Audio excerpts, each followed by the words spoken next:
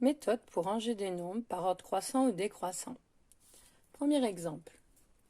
Range les nombres suivants dans l'ordre croissant. 2,01, 1,2, 2,2, 2,201, 1,02. Méthode.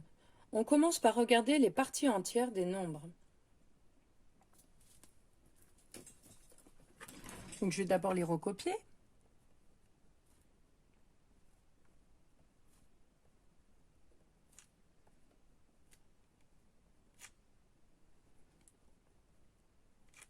Et je souligne les parties entières en bleu.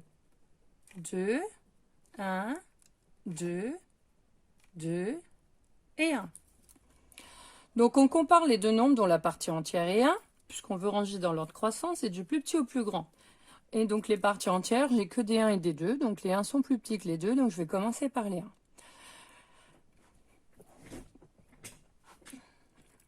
Et ensuite, on fera la même chose avec les autres. Donc, je compare donc le 1,2 et le 1,02. Donc, comme ils ont la même partie entière, j'utilise la première méthode, donc qu'on a vu juste au-dessus. Pour les comparer, je vais rajouter autant de zéros qu'il faut pour comparer les parties décimales et qu'elles aient autant de chiffres après la virgule. Donc dans 1,2, il y a un chiffre, dans 1,02, il y a deux chiffres. Donc il faut que les deux nombres aient deux chiffres après la virgule. Donc je transforme le 1,2, je lui rajoute un 0 à droite de la partie décimale, et du coup je vais comparer avec 1,02. Donc ces deux nombres ont la même partie entière, j'ai rajouté des zéros pour qu'ils aient le même nombre de chiffres après la virgule, donc je peux comparer les parties décimales. Je dois comparer 20 et 0,2, donc 2. Donc le 20 est plus grand que le 2, hein, ou 0,2. Du coup, on a le 1,2 qui est plus grand que le 1,02. J'encadre à la règle mon résultat. Maintenant, je vais comparer les nombres dont la partie entière sont 2. Donc j'ai le 2,01, 2,2 et le 2,201. Donc lui, il a deux chiffres après la virgule, un seul chiffre, trois chiffres. Donc pour pouvoir les comparer, qu'ils aient le même nombre de chiffres après la virgule, il faut qu'ils aient chacun trois chiffres après la virgule. Donc le premier, je lui rajoute un 0. Le deuxième, je lui rajoute deux 0 pour qu'il ait trois chiffres après la virgule. Et le dernier, eh ben, j'y touche pas parce qu'il a déjà trois chiffres. Alors, c'est 201. J'encadre envers mes trois parties décimales. Donc, 201, 200 et 0,10, donc 10. Et maintenant, je compare ces nombres entiers. Donc, le 10, c'est le plus petit. Ensuite, on a le 200. Et ensuite, on a le 201. Du coup, je peux comparer les nombres décimaux. Du coup, on a 2,01 qui est le plus petit que 2,2 et qui est plus petit que 2,201. Qu'est-ce qu'il reste à faire? Ben, il reste à combiner les deux relations que j'ai obtenues. Donc, on indique les parties entières, les nombres dont les parties entières sont égaux à 1, sont égales à 1. Donc, du coup, tous ceux-là sont plus petits que ceux-là, donc j'ai plus qu'à les écrire. Donc, on a 1,2, 1,02 le plus petit, 1,2, 2,01, 2,2 et 2,201. Je vous rappelle, quand on vous demande de ranger des nombres par l'ordre croissant, il faut bien penser à utiliser le symbole est plus petit que entre vos nombres.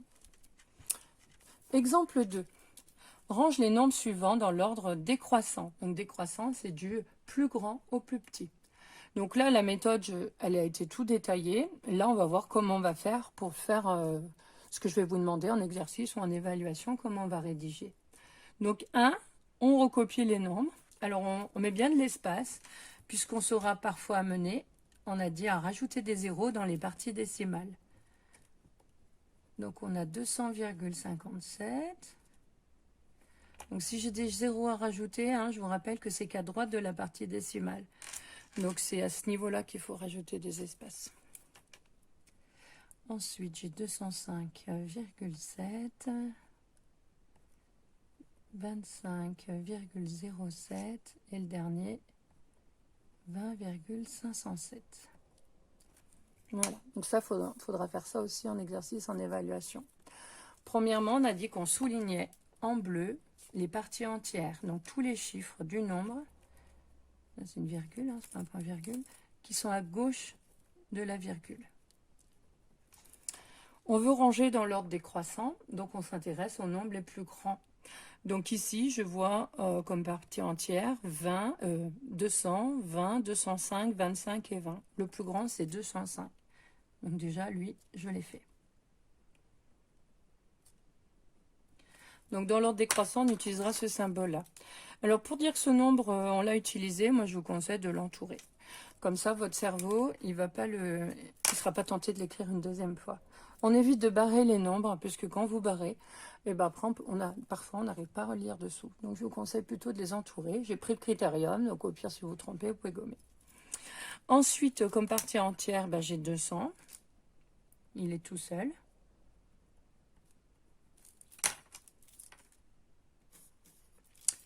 Ensuite, j'ai 25. Il est tout seul lui aussi. Et maintenant, il me reste 3 nombres qui ont la même partie entière, 20. Donc, je vais rajouter des zéros à ces 3 nombres pour qu'ils aient le même nombre de chiffres après la virgule. Donc, lui, il a 3 chiffres. Donc, c'est celui qui a le plus de chiffres après la virgule. Donc, je me débrouille pour que les 3 aient le même et 3 chiffres après la virgule en rajoutant des zéros. Donc, lui, je lui rajoute un 0 en vert et j'encadre sa partie décimale. Et le premier, je lui rajoute du coup 2 zéros en vert et j'encadre en vert sa partie décimale. Maintenant, je dois comparer que les parties que j'ai écrites, décimales. Alors, si vous voulez vraiment en plus pas vous tromper, vous simplifiez la vie, vous pouvez écrire les parties entières. Comme ça évite les erreurs des tours de rue. Donc, je rappelle en mathématiques, hein, il faut faire des petites tâches les unes à la suite des autres. Donc, on n'a pas une grosse tâche à faire d'un coup. On va la décomposer en plein de petites tâches. Pour éviter les erreurs d'étourderie, pour raisonner le plus facilement possible et le plus rapidement possible et simplifier la vie de votre cerveau, pour pas qu'il retienne trop de choses dans sa mémoire de travail. Donc là, vous voyez, j'ai mis les bons symboles, j'ai écrit les parties entières, maintenant je n'ai plus qu'à comparer les parties décimales. Je les ai écrites en vert, encadrées. Donc mon cerveau, il arrive facilement à se repérer. Donc je regarde le plus grand, j'ai 500, 570, 507. Donc le plus grand, c'est 570. Je pense enlever les zéros inutiles que j'ai rajoutés en vert, d'où l'intérêt de bien mettre de la couleur. Donc lui, il est fait. Ensuite, il me restera le 507. Et ensuite le 500, donc j'enlève les zéros. Voilà. Donc là, j'ai comparé. Donc vous voyez qu'en évaluation, il n'y a pas beaucoup de choses à écrire, mais il y a de la méthodologie. Je dois souligner en bleu les parties entières. Et ensuite, je réfléchis à quel nombre, parce qu'il y a beaucoup de nombres qui ont la même partie entière ou pas. Et je les classe dans l'ordre croissant ou décroissant suivant la consigne.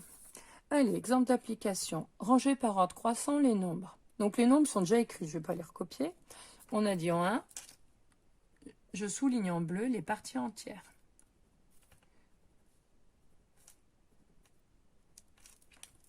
Et je réfléchis, on veut par ordre croissant, je m'intéresse au plus petit. J'ai 1, 11, 11, 1, 10, 10, 10, 0. Bah, le plus petit, c'est 0. Donc, je recopie le 0,11 et je pense bien écrire le symbole est plus petit que.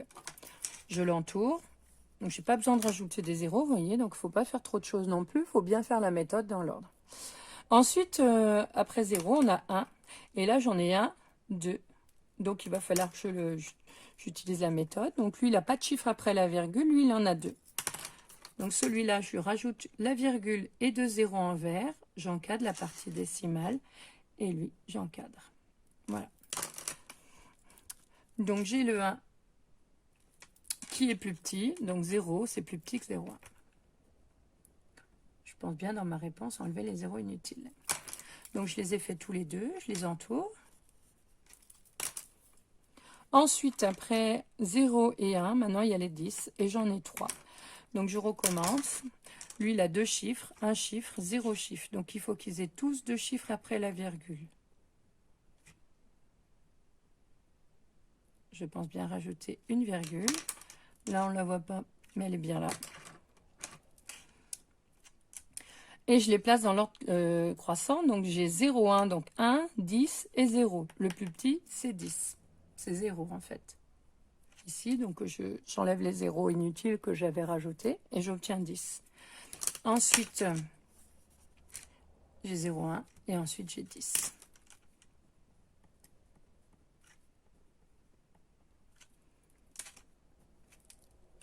Maintenant, il me reste les deux nombres dont la partie entière est égale à 11. Il a un chiffre après la virgule, 2 chiffres. Donc, je vais garder 2 chiffres après la virgule. Je lui rajoute un 0 et je compare 10 et 1. Le plus petit, c'est 1. Donc, on écrit 10,01, 11, pardon. Et 11,1. Voilà. Petit 2. Range par ordre décroissant les nombres 9, 99,9, 99,09, etc.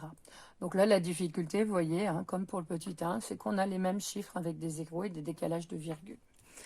Alors, je souligne bien mes parties entières en bleu. Je les range dans l'ordre décroissant, donc je m'intéresse au plus grand. J'ai 9, 99, 99, 9, 90, 90, 90, 0. Le plus grand, c'est 99. J'en ai 2.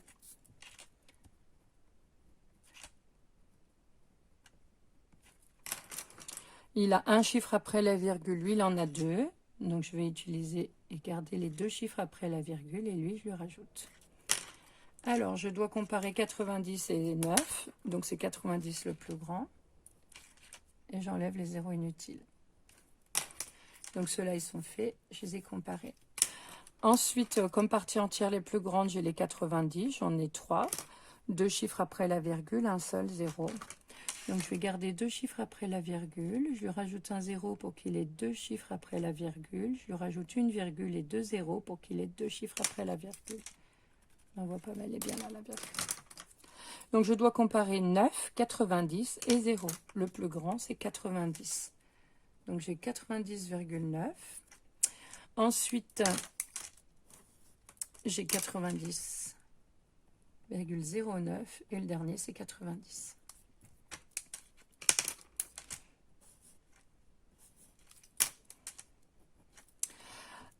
Comme partie entière, il me reste 9 ou 0, donc les plus grands c'est 9.